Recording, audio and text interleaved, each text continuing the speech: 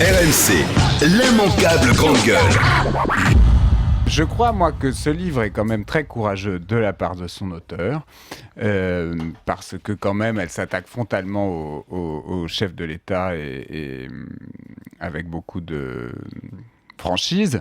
Et ensuite, je trouve, moi, les extraits que j'ai lus, je trouve que ça a l'air d'être un bon livre, d'être un texte ardent, écrit comme ça par quelqu'un qui portait ce texte en elle. Tu ne critiques pas la démarche.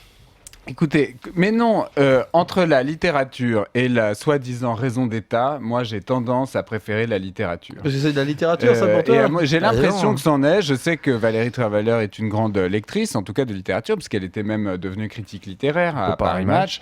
Et je pense que son livre a en tout cas a déjà un grand intérêt historique, si vous voulez. On a de l'intérieur la vie intime d'un dirigeant français. Et ça ne ridiculise pas la présidence, la France.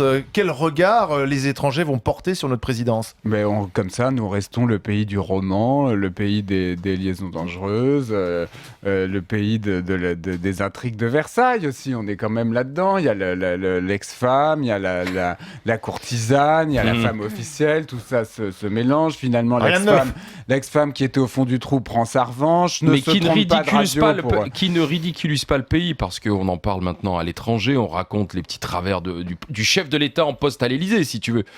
On raconte pas les petits travers. On décrit des scènes. Ou l'intimité, en tout cas. On décrit un président dur, froid, désagréable, mangé par sa fonction.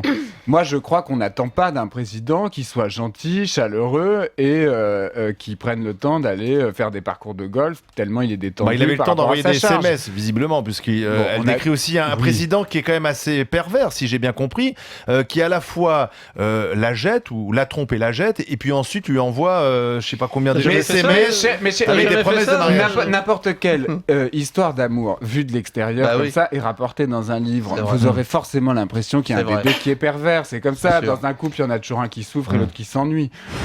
RMC, l'immanquable grande gueule.